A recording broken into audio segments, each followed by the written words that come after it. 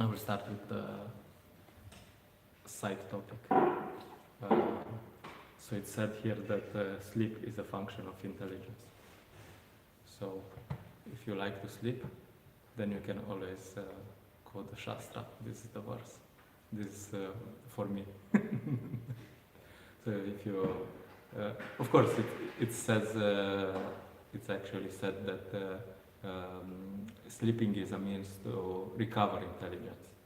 We can see, at least for me and many other people, you can see if you don't sleep enough, then your brain doesn't function. You cannot focus. You cannot do anything. Especially if I go Sankirtan. Rishabha Prabhu told me that very famous Sankirtan devotee, when he goes for Sankirtan, he goes and sleeps 1 hour, 2 hours, and then he's full on.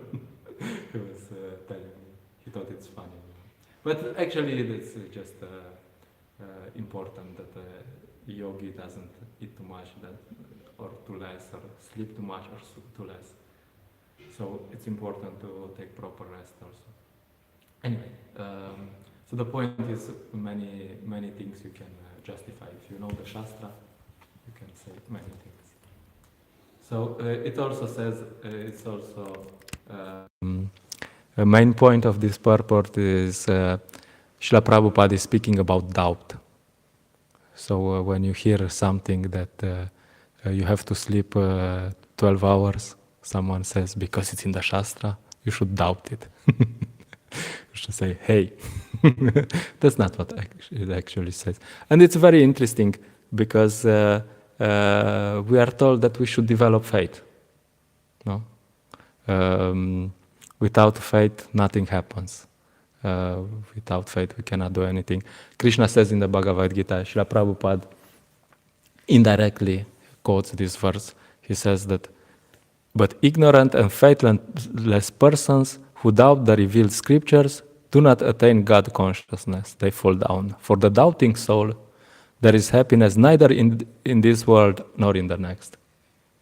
So, if you don't have faith, tough luck. What to do? So faith is actually very important in spiritual life. It's the beginning. Of course, there's Shraddha. The meaning of Shraddha is a bit different from the meaning of faith that we use nowadays, because people use faith in a very conventional way. Srila Prabhupada used to say that faith means maybe. Maybe it's like that, maybe it's like that. Maybe yes, maybe no. I believe, today I believe, tomorrow I believe something else. So, Shraddha actually means conviction. It's not maybe. It's not maybe it's like that, maybe it's not like that. Shraddha means that I'm convinced. It's like that. Okay. There's a few definitions from Prabhupada. I'll read a few. For example, in Nectar of Instruction, Srila Prabhupada explained, by rendering transcendental service to Krishna, one automatically performs all subsidiary activities. This confident, firm faith, favorable to the discharge of devotional service, is called Shraddha. So here, Srila Prabhupada defines that if you serve Krishna, then everything else will be taken care of. Nothing else is needed. Sometimes you see this. There was in Prabhupada's times, Praladananda Maharaj quotes that there was this idea that you just go out and distribute books and everything else will come. And of course, he says that nowadays, when everything else is in place, you'll go out and distribute books. That's more or less the mentality around in our temples. So, if you just go out and preach, everything will be somehow arranged in a mystic way, you can say. yesterday we went to this Ivanić Grad, very empty, quite empty. Anyway, and we passed by a store, and Romanchita Prabhu went inside and found this. He's a devotee, and he opened his wallet and he took all the papers he had, and he said, "This is for you, donation." So if you go out and preach, these kind of things happen. I mean, you're still somehow surprised. Wow, But you've seen this before. This has happened. Many times it happened to me. This you have to thank, and someone comes and gives you a big donation. Like, what? Where did this come from? So that's what Shraddha actually means. That you're convinced, okay, I just have to do my devotional service and everything else will be taken care of. Devarshina Radha Prabhu says, likes to say that Lomanchita Prabhu is doing his devotional service, he lives in a €1 million house, he has a personal driver, everything is provided for him. So no need to worry about things. So the point, this is Shraddha. And faith, I'll just maybe read the one.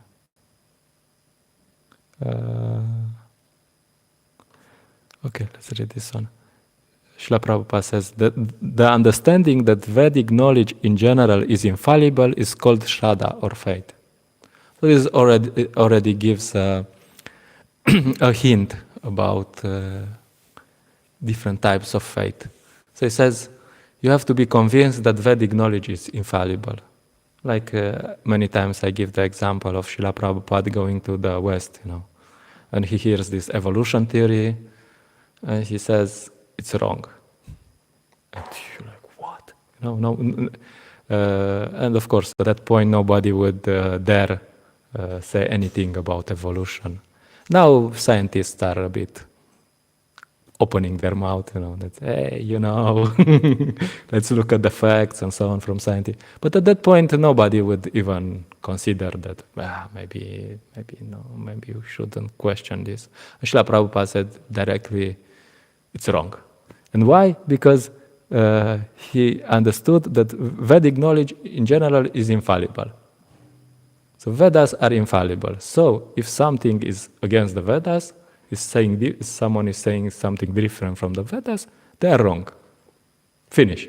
So that was Prabhupada's. Of course, Prabhupada was not a scientist. Later, he had scientist disciples. So he was convinced. In the Vedas, it says that the soul and the matter are different energy. You cannot make a soul out of matter. Open challenge: you make a soul out of matter if you can. You can't. Okay, end of story. And of course, because he had this firm faith in the Vedas, he dared to challenge scientists, everyone. Okay, prove it. Where is the proof? Well, no, in the future we'll make it. Okay, good. In the future we will believe you. Prabhupada would say. So this faith also includes this idea that we understand that Shastra is infallible, it's perfect. Everything that's there in the Shastra is perfect, and sometimes, we can, like this Sankhya, we can say, maybe I don't understand everything. We were also, at some point with Bhakta Doman, we were reading 5th canto of Srimad Bhagavatam, this part with Jambudvipa and so on. So on. Very complicated things, at least for me. He was asking me, hey, can you explain this, how this actually works? I said, no. I have no idea. I don't understand anything. But I'll read it because it's in the Shastra and it's true. It must be true. But do I understand it? No, of course. So we had this bottom line. Okay, good. You don't understand, I don't understand. But it's in the Shastra and it's true, This doesn't mean it's not true. But it's there, Okay, I don't understand. So the point starting from this is that there is two types of Shraddha from different perspective. From one perspective, Shraddha means Shastriya Shraddha. It means that this faith is built on Shastra. And then there's the other type of Shraddha which is called Laukika Shraddha. I don't know exactly where is the reference of, but this is like more like conventional faith. It's not based on very sound logic. It's not based on it's more or less maybe a bit emotional, maybe a bit conventional. Like for example, here in Croatia, people have faith in God and in Jesus Christ. But their faith is probably not for everyone, is not based on because they read the Bible and they got convinced. No, my father is a Christian, my grandfather is a Christian, and my grandfather is a Christian. And so, there must be God, and God will take care, and Jesus Christ is his son, and so on. So we can have the same, it's not that only in Christianity this can happen like that. Also, probably you have Hare Krishnas, which, they have some faith. Yeah, prasadam is good. It's good, no. My friends are Hare Krishnas, so I also join the Hare Krishna. And maybe my parents are Hare Krishna, now it's second generation, third generation. And then they can have this kind of faith that, some faith is there, Krishna is good, but we're not very convinced. And this is actually good. It's not so bad in the beginning. But eventually, Shraddha needs to develop, and it has to become what is called Shastriya Shraddha, based on scripture. So that's a lot more valuable, you can see that devotees who read usually stay longer in the movement. You can make a survey, and this is a money-back guarantee that devotees who read, who understand the philosophy, they will stay longer in the movement.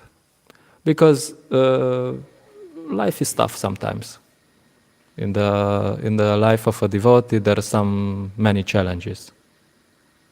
So if you don't have a clear conviction and a clear understanding what you're doing, why you're doing, then as soon as the waves are starting, then you'll be like, let's try something else. And you can see these devotees who have this faith based on Shastra, then they, even if they have difficulties in their lives, they're still around, I talk with a few devotees, and they still accept, they say, look, Prabhu, I have problems in my life, it's tough, and this, and I cannot do this, but they don't have doubt that Krishna consciousness is perfect, and that they should follow. And for now, I cannot follow, but the faith is still there. And they will eventually come back, no problem. So the point here is that real Shraddha, real faith, is based on Shastra, on scripture. If it's not based on scripture, then it's probably more like conventional, and this will not last so much. Another point is that Shraddha, this faith, should be pure. Sometimes it's very important. We can see Shraddha faith like a seed. You go to the garden, if you put a seed of, potatoes are not seeds, but anyway, you put a small potato, then you'll get a big potato. And if you put cauliflower, you'll get a cauliflower. And if you plant, corn, you'll get corn. And this is important also with Shraddha, because if this faith is not pure, then even if you water it, you chant and so on, then you'll not get very pure devotional activities. So it's always going to be a mix. So it's very important for that's traditional problem when you have this mixed preaching and then you have this mixed faith, which is there. Yeah, Krishna is important, but the purpose of Krishna consciousness is to have a good material life and find a good wife and and a color TV, and or maybe even get liberation from suffering or something. Krishna will save me.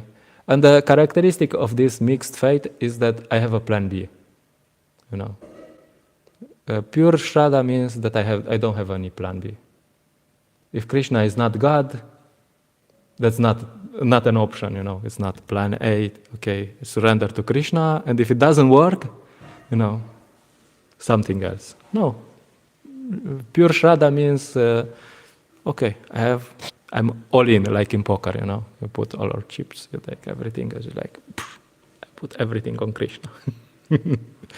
So, the characteristic of mixed Shraddha is that I have a plan B, If Krishna consciousness doesn't work, then my psychology will help me, my yoga will help me, my my parents will help me, and there's also another. And of course this can get very subtle, because even sometimes, even if you're devotees, we can say that I'm all in, only Krishna, But then we see, if Krishna consciousness doesn't work, then I have other plans. And so it's important to have this distinction, this understanding what's pure Shraddha and what's mixed. And it's also true that mixed Shraddha can be transformed into pure Shraddha. It can be by association of someone who's practicing pure bhakti, then they can change their conceptions and then they can practice pure bhakti. But the point is that they have to be humble enough to accept. Humble, submissive, all these kind of things. And they're sometimes very difficult, if you come to Krishna consciousness and you've been 10 years in the movement and you had a nice mix of Krishna consciousness, psychology, yoga, and other things, then it's very hard to be humble and to accept that someone might come tell you and say, hey, you have no idea what you're doing. This is Krishna consciousness and this is something else. Your brand of Krishna consciousness is not, is something else. This is not Krishna consciousness. This is Krishna consciousness mixed with something, which is not very easy.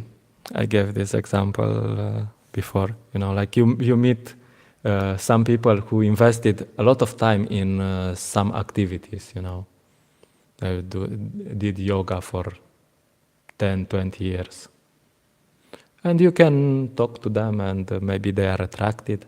And you can eventually say that, your yoga is not yoga. So do you want to learn yoga? And of course, logically, they might be able to accept, but it's very hard, to say, hey, you're telling me that I invested 20 years in something that I called yoga and it's not yoga. So it's very, very hard mentally to accept, hey, I was wasting my time. I mean, you can use it, maybe, you can use it for preaching, but yeah, you can do a yoga studio and you do this, and then you preach real yoga to people. You can maybe use it, but it's not yoga what you're doing. So, so the point is that's why it's very important from the beginning to preach in the proper direction. That we make it clear that okay, this is pure bhakti and this is something else. And it's all right, if your some psychology, some yoga is helping you, many devotees to yoga. It's good for the back. And you can use some things, but it has to be very clear what is what. This is pure bhakti and this is something else. And if that is, then, okay, it can work. Because otherwise you can get, like you're a long time in the movement and then it's not very clear what's what. And then you preach to other people, then you become a influencer, a senior devotee, and yeah. So it's important also to create this environment, where devotees can come and you can make sure that everyone will preach to them in the proper way. It's because new devotees, they are like children, from some perspective, They absorb everything. They don't have so much discrimination. Hey, this devotee is a serious devotee and this devotee is not a very serious devotee. And this devotee, he says something, but I don't know what he's saying. So in that way, it's very good if for new devotees, you can create this environment where they are in contact with the devotees who will preach to them in the proper way, which is very hard. And with time, of course, they have to grow their discrimination, That's, otherwise, this doubt that Srila Prabhupada is talking about, this doubt, you can say, who should I associate with, Okay, in the beginning, everyone is a pure devotee, but after some, compared to you, they're all from Vaikuntha. But after some time, you can start to develop some discrimination. Who is following Srila Prabhupada? Who is following not so strictly? And of course, Shastra is teaching us that we. What was this text, this purport you were reading yesterday? That one should associate with like-minded devotees and with those who are firmly situated in the standard understanding. So, yeah. So the point is that we should find those devotees who are serious and associate with them. Association doesn't mean that we take prasadam with them. Association means that we accept their ideas. And with other devotees, we can be friendly and so on. But whenever they say something which is a bit off, you're like, yeah, yes, Prabhu. So the point is we should develop this transcendental discrimination. And to be able to do that, we need to read Srila Prabhupada's books. Because it's all based on, that's where it's at. Everyone in ISKCON, when they are preaching, they are representatives of Srila Prabhupada. So they should say the same thing as Srila Prabhupada. I was in Maribor and there was this young or new person, and he said that he has direct perception, of things, which is some Mayavadi idea. And I was trying to tell him that, yes, if you have direct perception, then it should be the same as in the Shastra. Your direct perception and the perception of the Shastra is same, you know. And if that, then your perception is correct. If not, no problem. So the point is, everyone who is saying something, you should understand, oh, is this from Srila Prabhupada or not? Is this really according to what Srila Prabhupada said? So that Srila Prabhupada gave all the instruction in his books. That's why we have to study and read these books. He would say, like a lawyer knows the law code. No? And of course, you have Kanishta Adhikari who doesn't know the Shastra very well, and he has lots of problems. And Madhyama Adhikari, he knows the Shastra. He cannot always quote, but he knows, you know. He feels, this sounds not so good. Sometimes he can quote, sometimes he cannot really find a reference for, but he can detect when something is a bit off. So that's good enough. Then he's more or less safe, you know. And we should, of course, we should get to this point that we understand very well what's what, that we read Prabhupada's books very carefully, and we understand at least in more or less what's the philosophy. And then we can we can use this doubt, you know. Whenever someone is saying something, Srila Prabhupada says, we should be a bit doubtful, you know. This doesn't mean that we're gonna reject or something, but we should be a bit, where is this from, you know? Does it sound right? Does it sound in compliance to everything else that Prabhupada said or something, or not? So of course we have to follow Vaishnava etiquette, and we don't, if someone says something which is, maybe we don't just challenge them, but you know, it's good to develop a bit of this discrimination that for me it's like very helpful, you know. For me, I don't take devotees for granted anymore, you know. Like, okay, yeah, I never probably did, you know. Okay, he's initiated. Okay, he's second initiated. Okay, he's Prabhupada disciple. Okay, no problem. Let's hear. Let's see. Let's see what does he say. Oh, this. Okay. With this, according to Prabhupada's books, I don't agree with this. No. So we should become independently thoughtful. That's what Srila Prabhupada would. That's my understanding, at least. You should be independently thoughtful. Yes, independently doesn't mean independent. It means based on Shastra, Guru, but you should have your clear understanding, and then it's easier to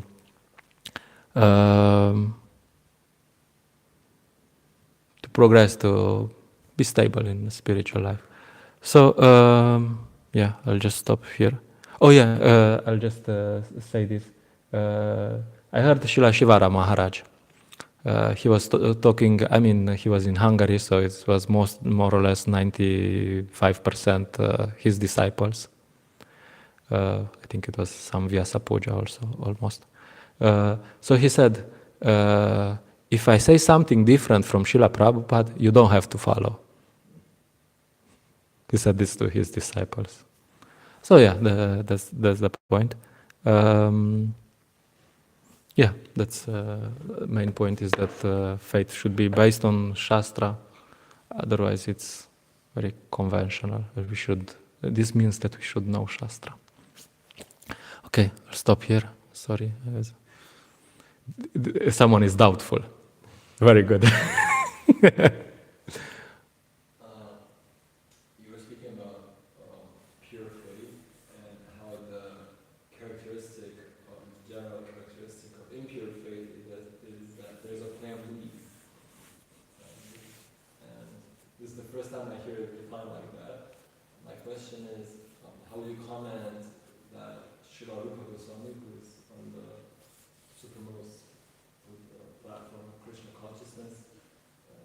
He kept money for himself, for security, for emergencies?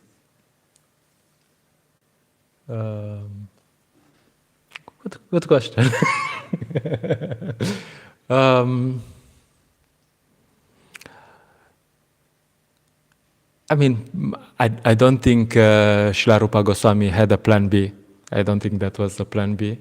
But Srila Prabhupada uses this in many cases as an example for Grihastha devotees, how to spend their, what to do with his money. That he gave 50% to brahmanas and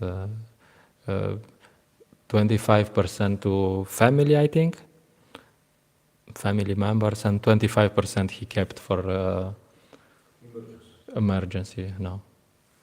And okay, now I'll say something a bit more controversial. Generally, let's say ISKCON is not probably in Srila Rupa Goswami, and from practical perspective, it was this 25% was used for the release of Sanatana Goswami from jail. From practical perspective, this not having a plan B doesn't mean that you don't have money in the bank account. You know, you can have. It just means that from mental perspective, you don't have a plan B. You know, you think Krishna will take care, and if Krishna takes care by you having some reserve funds, that's, you know, why not? And also, I mean, from a practical perspective, I was many times thinking I have some reserves, so I can say I have a plan B, which also is important in this case to understand where we are. If you are on that level, then or on another level where you can have some sort of security to understand. From a technical perspective, ISKCON should be this. You should surrender to ISKCON, and ISKCON should be a tool for this taking care of devotees. You know, because ISKCON is Krishna's organization, and it should be in this that you surrender to the temple, and the temple will take care of you. The temple as a representative of Krishna. But from practical perspective, this is not always the case. So, I mean, if you have some funds and they are there, you know, I don't know, that's a very difficult situation, you know.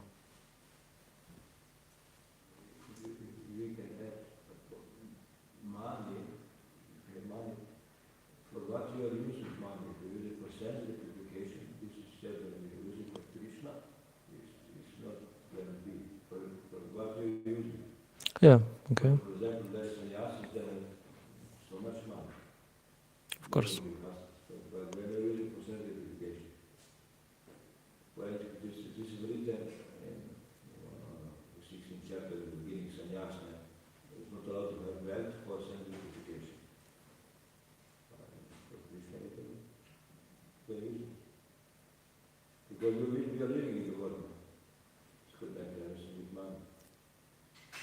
Yeah, usually when you go on the highway, they will ask you for a donation. Okay. Markandeya Rishi Prabhu, you wanted to say something?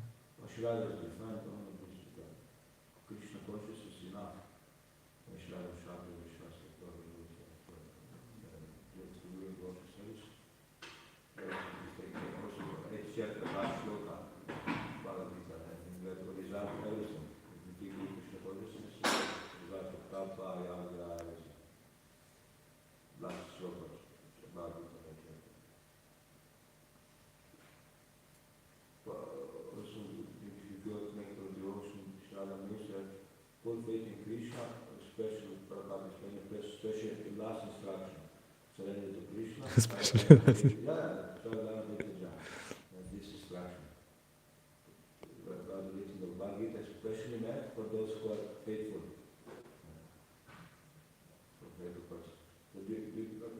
Arjuna accept, I said, I was about to say this too. To Krishna, this is love. Krishna. They don't doubt.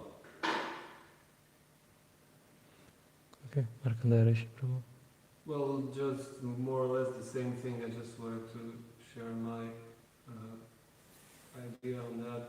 But since we do live in the world which is both external and internal, I mean, you have, even though you're a Krishna conscious practitioner or person, or even a perfect soul, you still have a body and a function in this world.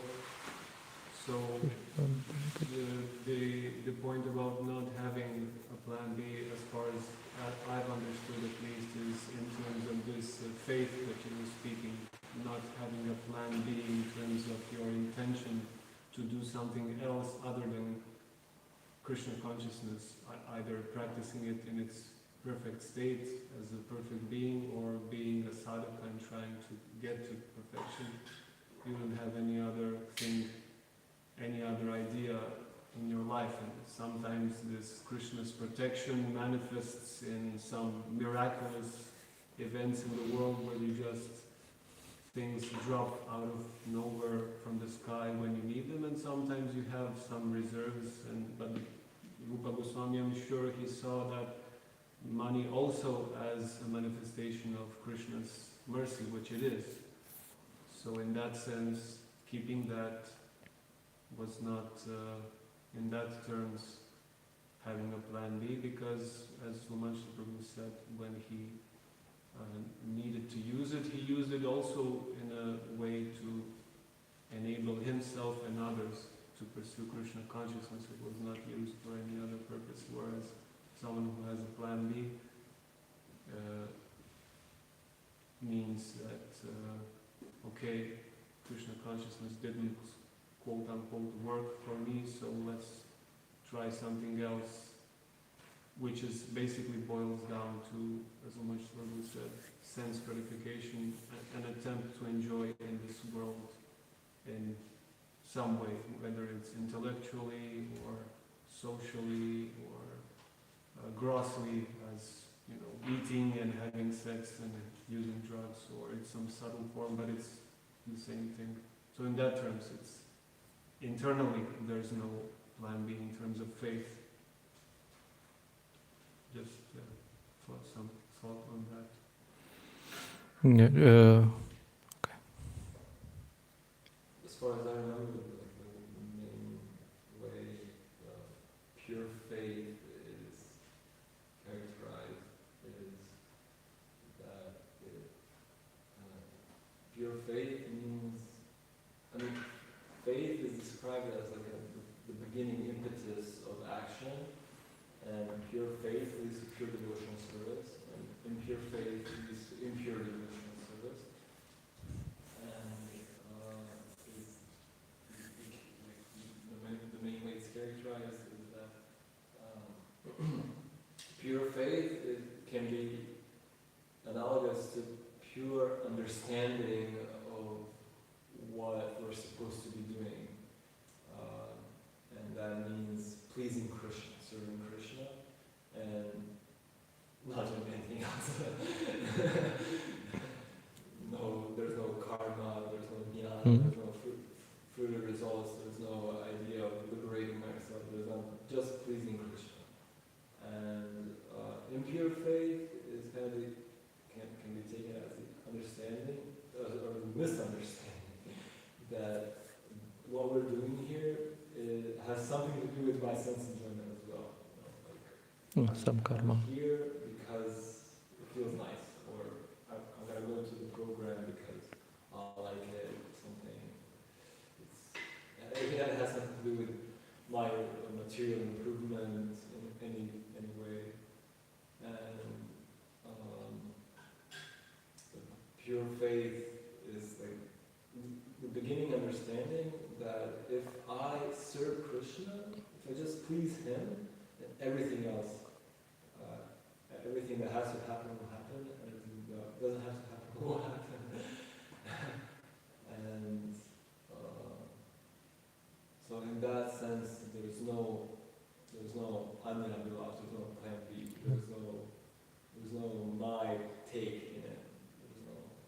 personal interests, which is very, very rare even in our Christian society. Although Prabhupada stresses so much, and it's actually on every page of our books, it's very rare to see someone who is completely devoid of all personal interests at all times. But that's actually the beginning of pure devotion.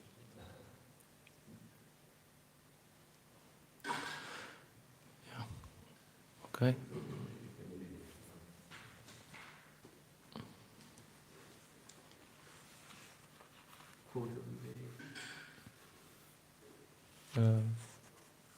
This and this, huh? Okay. Shraddha is confident, firm faith that. Okay, he's quoting from Chaitanya Charitamrita. Shraddha Shabda Vishvasa Kahe Sudridat Nishchaya Krishna Bhakti Kaile Sarva Karma Krita Haya.